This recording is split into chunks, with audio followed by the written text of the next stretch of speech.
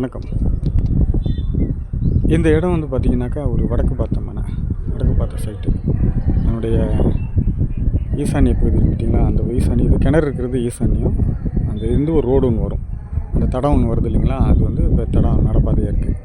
அது வந்து ஒரு ஈசானிய குத்துன்னு சொல்லுவாங்க.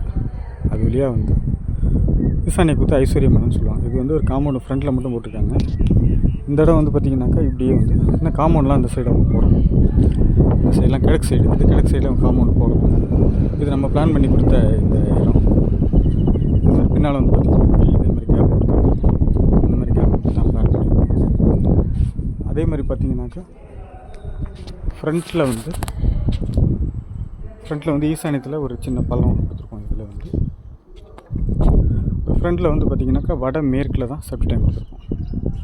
வடமேற்கில் வந்து ஒரு டாய்லெட், இது நார்மலான வீட்டுக்கான அது பிளான். அது வந்து பெரிய சின்ன வாசல் வந்து வீட்டுக்கு நேர் உள்ள வாசல், இந்த மாதிரியான ஒரு இடம் இருக்குது. இதில் வந்து பார்த்திங்கன்னா இதில் வந்து அவங்க வந்து மாடிப்படிக்க வேண்டி ஒரு ஹெட்ரூம் ஒன்று கொடுத்துருக்காங்க. உள்ள மாடிப்படி உள்ளது ஹெட்ரூம் கொடுத்து குபேரன்னு சொல்லக்கூடிய கன்னிமூலை வந்து இன்னும் கட்டாமல் விட்டுருக்காங்க.